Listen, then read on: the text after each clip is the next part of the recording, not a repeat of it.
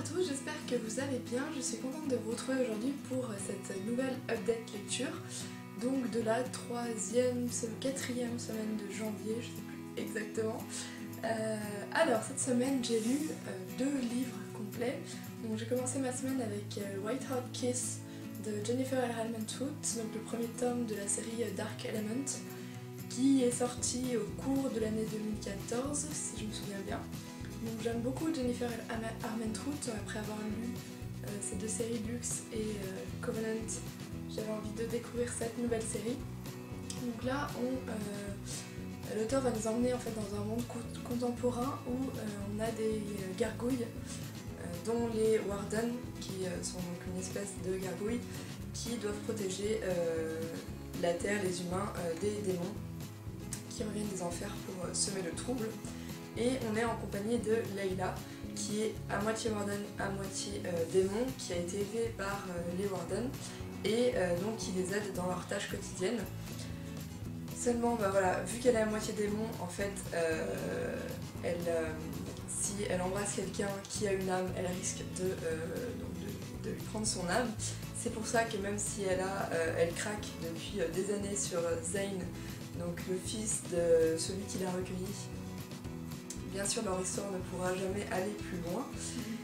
Mais donc son monde va totalement changer quand elle va faire la connaissance de Ross, donc qui est sur cette couverture, donc qui est un démon complètement arrogant, complètement sûr de lui, et qui va lui révéler des secrets qu'elle ne connaissait pas, qui va lui faire un peu ouvrir les yeux sur les Warden, sur qui elle est. Et donc voilà, son monde va complètement être mis en morceaux par tout ce que va lui révéler Ross, et aussi le fait que elle a jamais pu embrasser un garçon de sa vie à cause de sa nature de démon, et ça va être mis en cause avec Ross parce que Ross bien sûr n'a pas d'âme, et donc il n'y a pas de risque si jamais elle l'embrasse. Voilà, donc ce premier tome nous introduit à l'univers des gargouilles, donc que Jennifer L. Halman-Troost a voulu mettre en place. J'aime beaucoup ce qu'elle a mis en place, bien sûr. Ça se fond complètement dans le monde contemporain, il n'y a aucun fait qui m'a paru complètement déplacé où je me suis dit non, c'est pas possible. On a une intrigue qui se met en place dans ce premier tome qui donne envie de connaître la suite, donne envie d'en savoir plus sur Layla. Et bien sûr on a surtout Ross. J'aime beaucoup sa personnalité, il apporte une touche d'humour au livre, un peu de danger, et il va ouvrir les yeux à Layla, même si celle-ci des fois est un peu naïve, surtout par rapport à Zane, que je n'ai pas du tout aimé dans ce premier tome, bien qu'on ne voit pas beaucoup. J'ai trouvé qu'elle lui pardonnait tout, absolument tout, alors que parfois il y a des choses que pour moi il n'aurait pas dû faire, il n'aurait pas dû décider de révéler certains de ses secrets à quelqu'un d'autre. Donc voilà, malgré ce personnage que j'apprécie moins et Layla qui est parfois un peu naïve, j'ai beaucoup aimé ce premier tome et il m'a donné envie de continuer. Ensuite, j'ai continué ma semaine avec un livre un peu plus, on va dire soft, un peu moins gros, et cette fois en français, c'est Déchaîne-moi, le premier tome Backstage, je crois qu'il y en a plusieurs, de Tracy Wolff. Donc là c'est chez Milady Romance. Ici on est donc dans un univers complètement différent, puisque c'est l'univers d'un groupe de rockstars. Donc on a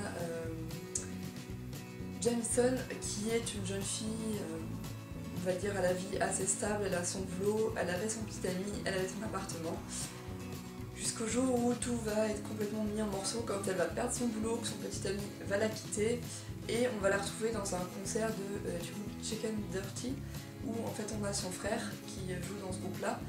Elle connaît ce groupe, donc tous les membres depuis des années, elle est comme leur petite sœur à tous, mais voilà, elle craque pour le chanteur Ryder, qui a un côté assez sombre à cause de ce qu'il a vécu dans son passé.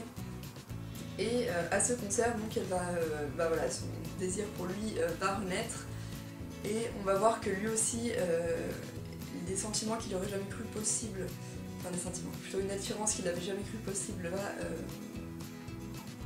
va grandir en lui.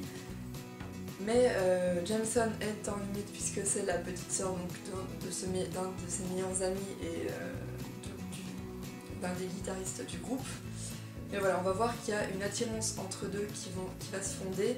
Ils vont jouer un peu au chat à la souris, ça va être voilà, ils vont faire un pas en avant, deux pas en arrière, un pas en avant, deux pas en arrière, et ce désir et cette attirance va être amplifié lorsque Jameson va accepter de rejoindre la tournée du groupe officiellement pour leur préparer à manger, mais surtout parce que voilà, elle a besoin d'un peu d'argent pour payer son appartement. Et donc voilà, ils vont être coincés, on va dire presque coincés, Jameson et Ryder, dans un bus de tournée, ce qui fait un petit espace, qui fait qu'ils n'ont pas beaucoup de place pour s'écarter l'un de l'autre. Donc on va les voir lutter contre leurs désirs. C'est un livre assez sympa, facile à lire, ça se lit très vite, enfin voilà, c'est pas très gros, puis les Milady romances, je les lis assez rapidement.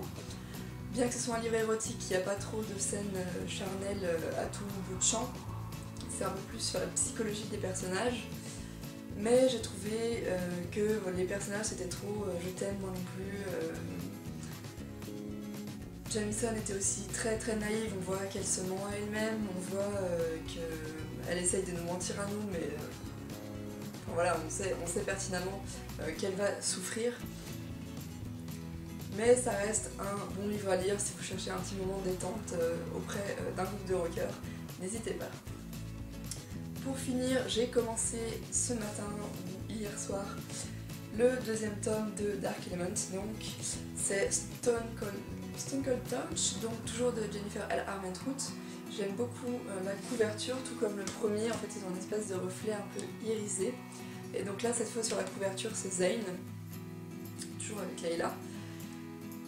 Et donc on va retrouver les personnages. Je vais pas trop vous en dire parce que je veux pas vous spoiler le premier tome. Mais donc voilà, j'en suis encore qu'au début. Je crois qu'il y a environ 450 pages, je dois en être à peu près à 110. Pour le moment, j'aime bien, même si on voit beaucoup plus Zane que Ross pour le moment. Pour le moment, Zane ne me tape pas encore sur les nerfs. On va dire je le préfère un peu plus dans les 110 premières pages de ce tome-là que dans les 300 du tome précédent. On a une intrigue qui recommence tout de suite. Voilà, l'auteur ne laisse pas de pages pour souffler, on va être tout de suite remis dans l'ambiance du roman. Et voilà, on se pose encore beaucoup de questions, beaucoup de réponses qui pourront nous être apportées, donc je suis pressée de continuer. Je pense le finir au début de la semaine prochaine. Et si j'en ai le courage, hein, mais dans la semaine prochaine, je pense aussi continuer la série des Chroniques Lumière avec Cress, qui est un gros pavé, donc c'est pour ça que je n'avais pas continué à la suite de Cinder et de Scarlett, parce que je voulais pas trop étouffer dans cette histoire-là. Mais après avoir pris une semaine en compagnie des gargouilles et puis d'un groupe de rock, je me dis pourquoi pas me relancer dans Cress. Voilà, je vous laisserai suivre, je vous dirai la semaine prochaine ce qu'il en est, est-ce que j'ai lu Cress ou non, est-ce que j'ai pris un autre livre. J'espère donc que vous avez apprécié cette vidéo, n'hésitez pas à me dire ce que vous avez pensé des livres que je vous ai présentés, est-ce que vous aussi vous les avez lus, qu'est-ce que vous en avez pensé, et je vous retrouve pour une prochaine vidéo la semaine prochaine.